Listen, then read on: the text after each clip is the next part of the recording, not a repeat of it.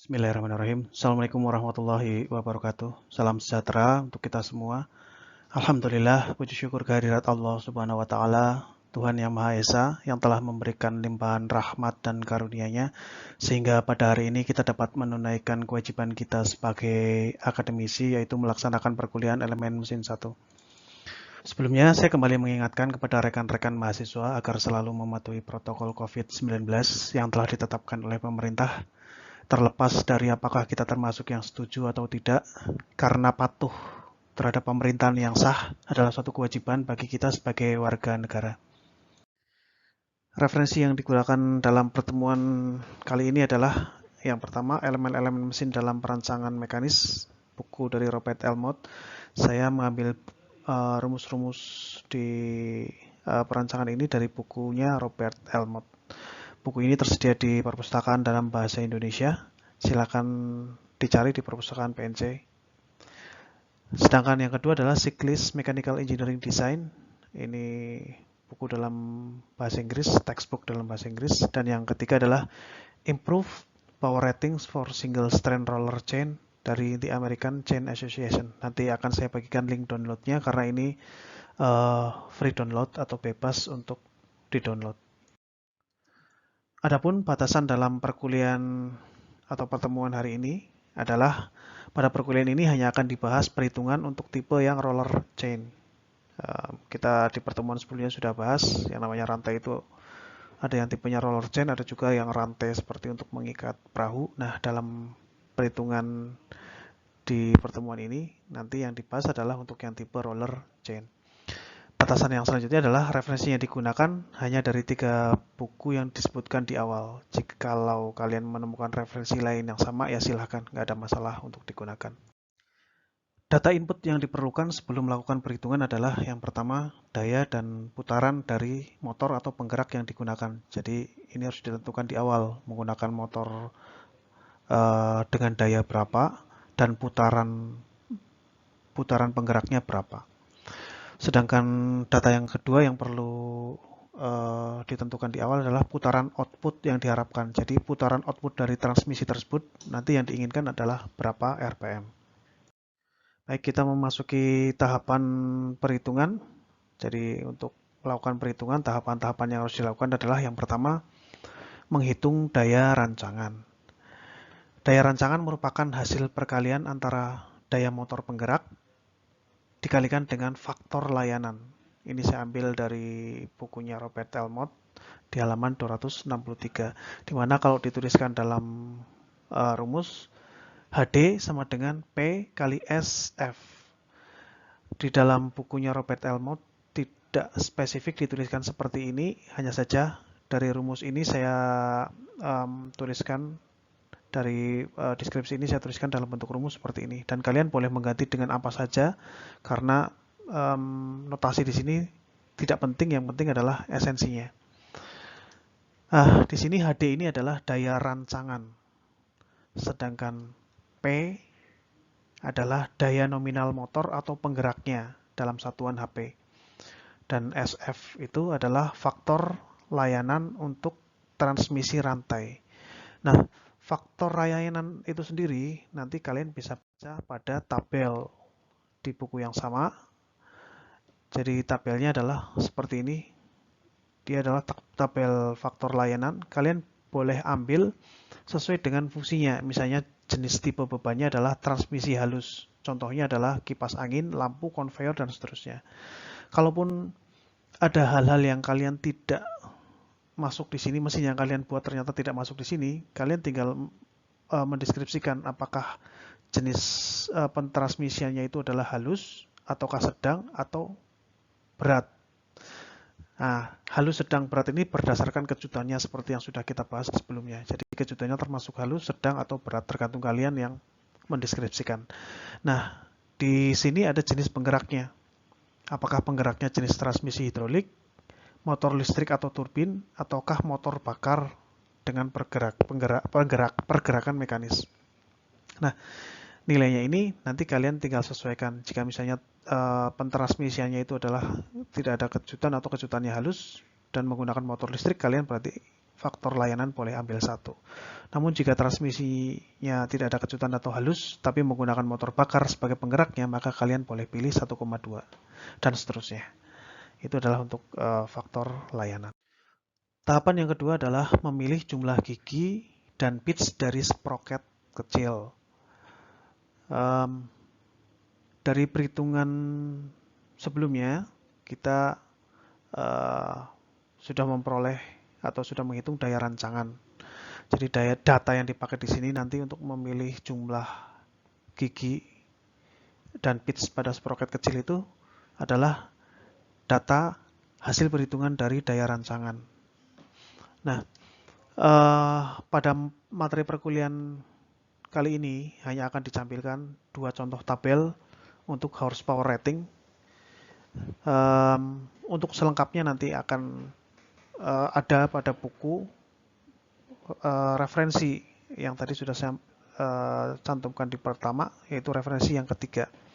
Karena saya ambil tabelnya dari sana, karena tabel tersebut lebih lengkap daripada tabel yang ada di buku Robert Almond maupun Joseph Sigley.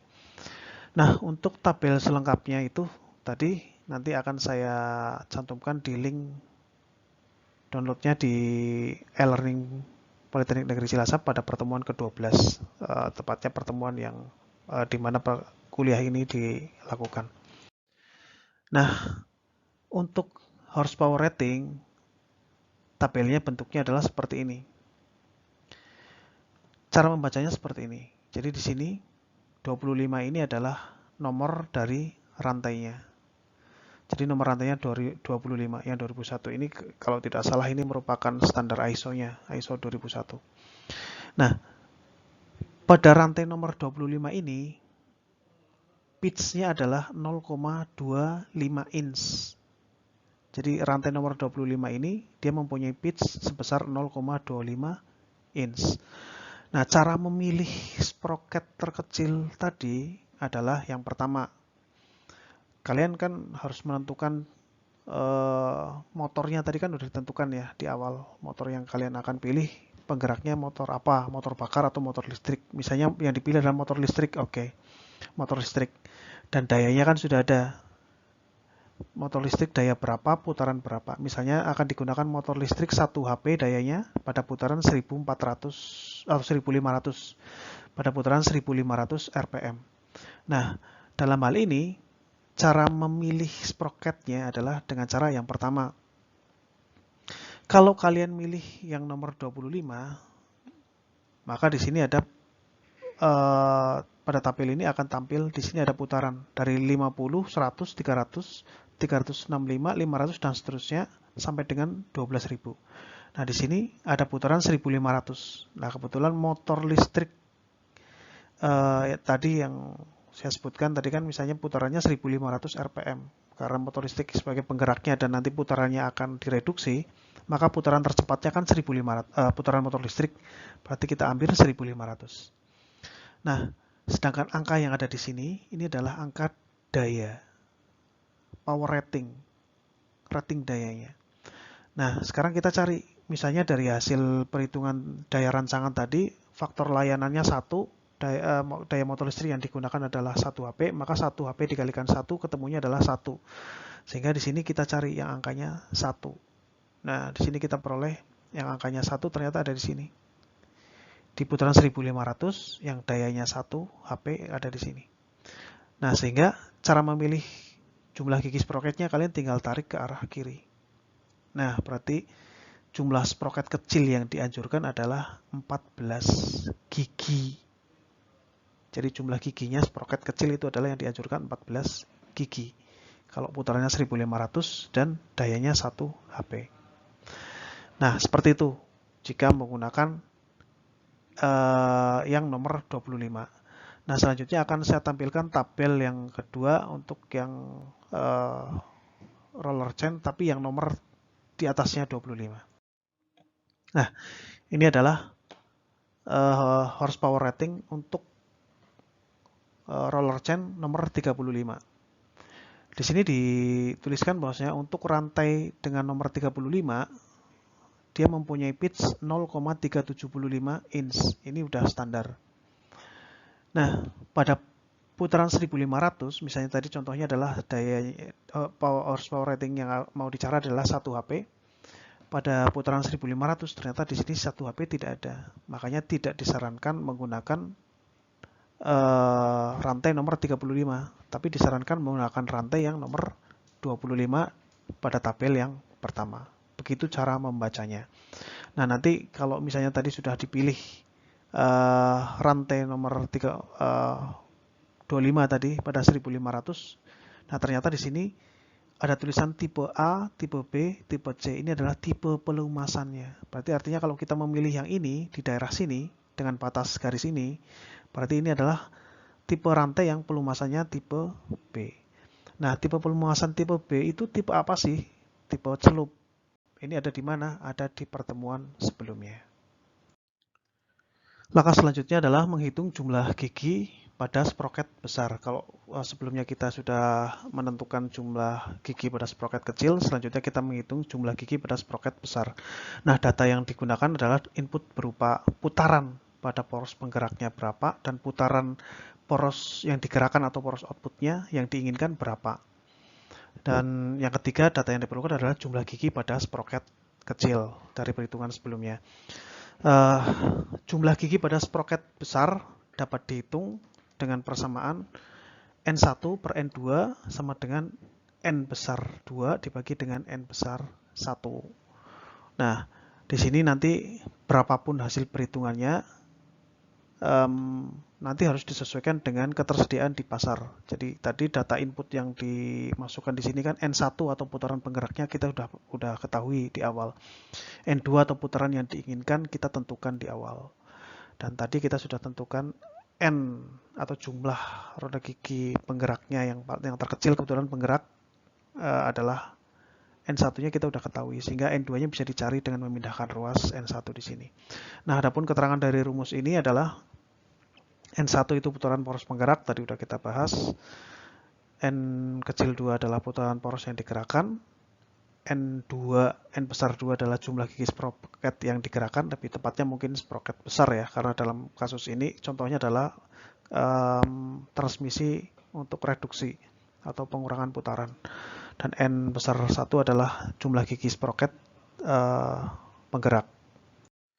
Setelah jumlah gigi pada kedua sproket tersebut diperoleh, maka diameter jarak bagi sproket besar dan kecil dapat dihitung dengan persamaan seperti ini, di mana D1 sama dengan P bagi sin 180 derajat per N1. Kalau untuk yang D2-nya berarti N-nya juga menggunakan N2.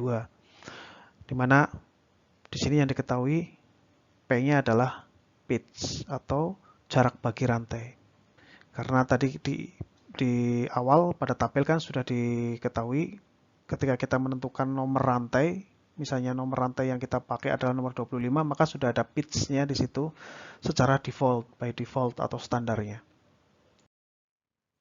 Langkah yang kelima yaitu menentukan jarak antar sumbu poros sementara. Jarak antar sumbu poros yang dimaksud di sini adalah dalam satuan kelipatan pitch. Jadi kita perlu menentukan jarak antar sumbu poros dalam satuan kelipatan pitch. Nah, sebenarnya sudah ada ketetapan menurut Robert Elmot bahwa jarak antar sumbu poros yang disarankan atau yang direkomendasikan adalah antara 30 sampai 50 dari C. Jadi kalian tinggal milih mau yang berapa antara angka 30 sampai 50. Nah, satuan dari C ini sendiri sebenarnya adalah kelipatan dari berapa pitch-nya. Jadi misalnya Anda milih angka di sini adalah angka 40, jadi nilai sesungguhnya berarti adalah 40 kali pitch-nya.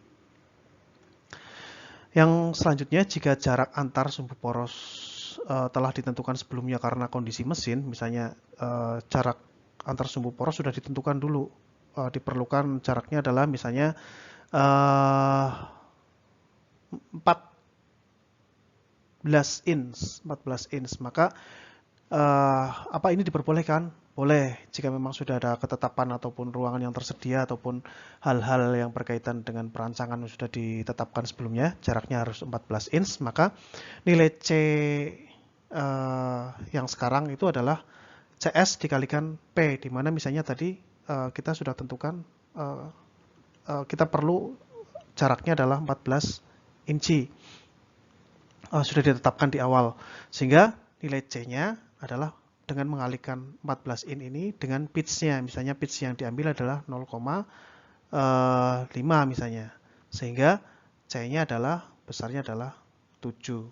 Namun hal ini tidak disarankan karena nilai C itu yang disarankan adalah antara 30 sampai 50. Tapi untuk beberapa kasus, jika memang yang diinginkan atau yang diperlukan segitu, itu tidak menjadi masalah atau tidak menjadi soal. Nah, dalam keterangannya, CS itu adalah jarak antar sumbu poros yang direncanakan dalam satuan inci. Jadi, dalam hal ini sekali lagi kesimpulannya adalah di langkah yang kelima ini kalian punya bisa menentukan dua langkah atau dua cara. Ambil salah satu.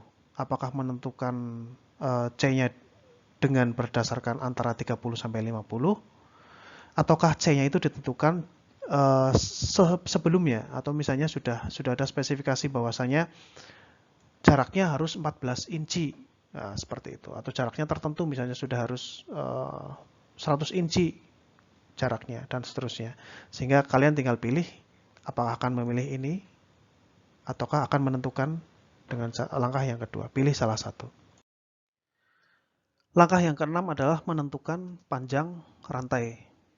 Panjang rantai nanti merupakan panjang dalam satuan kelipatan pitch sama dengan C yang tadi. Nah, adapun rumusnya atau persamaannya adalah seperti ini. LP sama dengan 2C plus N2 plus N1 per 2 plus N2 min N1 kuadrat. Jangan lupa, ini dikuadratkan setelah dikurangkan. Dibagi dengan 4 Pi kuadrat kali C. Nah, cara menghitungnya kalian hitung dulu ini, selesaikan, ini diselesaikan, baru dijumlahkan. Di mana dari persamaan ini keterangannya adalah LP itu adalah panjang rantai dalam kelipatan pitch. Sehingga hasil perhitungan LP ini harus bulat atau harus dibulatkan. Dan hasilnya harus genap atau digenapkan. Jadi misalnya hasil perhitungan ketemunya adalah 121, maka kalian harus ambil 120 atau 122. Gitu. Jadi tidak boleh 121, tapi harus 122 atau 120. Kenapa seperti itu? Karena kalau kita lihat gambar di sini, ini adalah gambar rantai. Untaian rantai ini, keterangannya, pitch itu adalah jarak bagi yang merupakan jarak antar roll seperti ini. Jika jumlahnya ganjil, berarti kita bisa hitung 1, 2, 3, sampai sini. Nah, padahal rantai itu berpasangan, sehingga jika jumlahnya ganjil, maka ini dengan ini tidak akan ketemu karena bukan pasangannya. Maka harusnya jumlahnya genap. Misalnya 4, 1, 2, 3, 4. Ini kan genap. Ini bisa. Karena ini dan ini bisa berpasangan. Bisa dimasukkan ke sini. Jadi istilahnya berarti kalau 3 berarti nanti male akan ketemu dengan male. Tapi kalau 4 atau genap, maka male akan ketemu dengan female. Maka akan cocok. Nah, itu adalah dasar pertimbangannya. Jadi sekali lagi, LP di sini nanti ketemunya harus genap. Dan juga hasilnya itu bukan dalam satuan inci, tapi dalam kelipatan pitch. Jadi misalnya ketemunya 120, berarti artinya adalah 120 pitch. Nah, maksudnya 120 pitch itu gimana? Berarti ada 120 buah seperti ini. Nah, intinya seperti itu. Nah, jika kalian menginginkan panjang sesungguhnya berarti berapa? Berarti tinggal dikalikan aja 120 dikalikan pitch-nya berapa. Tadi pitch-nya berapa itu ada di tabel yang pertama. Yang sudah standar misalnya nomor 25 berarti pitch-nya sekian. Nah, itu pengalinya. Sehingga kalian tinggal dikalikan pitch dalam inci ketemu panjang yang sesungguhnya. Tapi langkah untuk menentukan panjang rantai yang sesungguhnya atau yang aktual nanti akan ada di slide berikutnya. Nah, panjang rantai aktual seperti yang tadi sudah dibahas sebelumnya, itu dapat dicari dengan rumus atau dengan mengalihkan LP ini dengan P.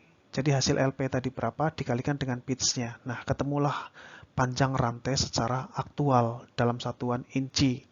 Nah, keterangan di sini di mana L itu adalah panjang rantai aktual dalam satuan inci. Sedangkan LP itu adalah panjang rantai dalam kelipatan pitch. Dan P-nya itu adalah pitch atau jarak bagi. Nah, seperti ini. Langkah yang ketujuh adalah menentukan jarak antar sumbu poros aktual. Jarak antar sumbu poros aktual dapat dihitung dengan persamaan ini, di mana nilai P, LP, N2, dan N1 ini sudah diketahui dari langkah-langkah sebelumnya. Dengan keterangan C itu adalah jarak antar sumbu poros dalam satuan inci. Nah, di sini sudah dalam satuan inci karena sudah dikalikan dengan P-nya atau dengan pitch-nya. Dan P itu adalah, keterangannya adalah merupakan pitch. Langkah selanjutnya, langkah yang ketujuh adalah menghitung sudut kontak rantai pada sprocket. Di gambar ini saya akan jelaskan yang namanya sudut kontak rantai yang mana sih.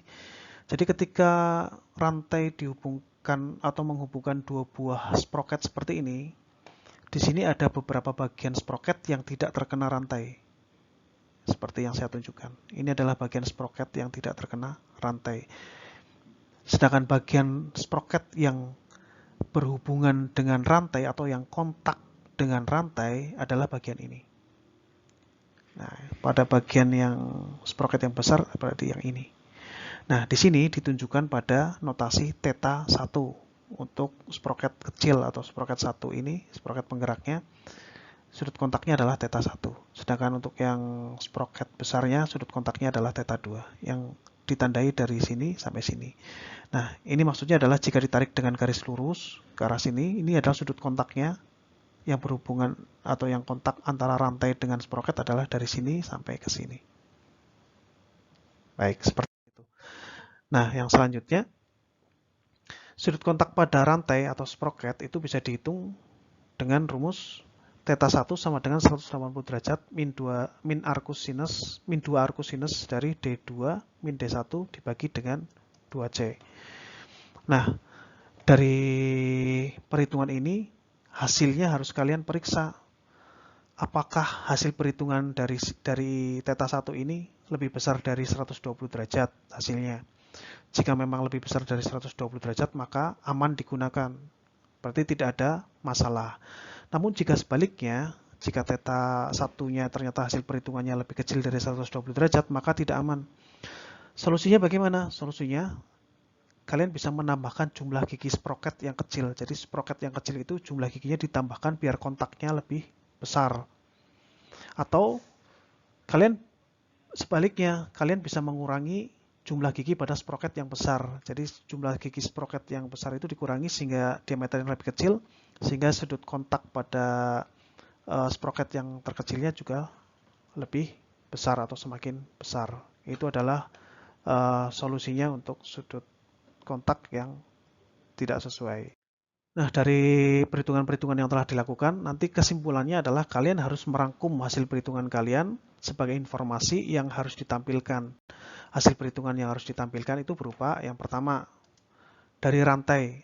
Jadi kalian harus menyampaikan rantai yang digunakan jumlahnya berapa baris. Kalau di tabel tadi kan tabel untuk satu baris atau single strand ya.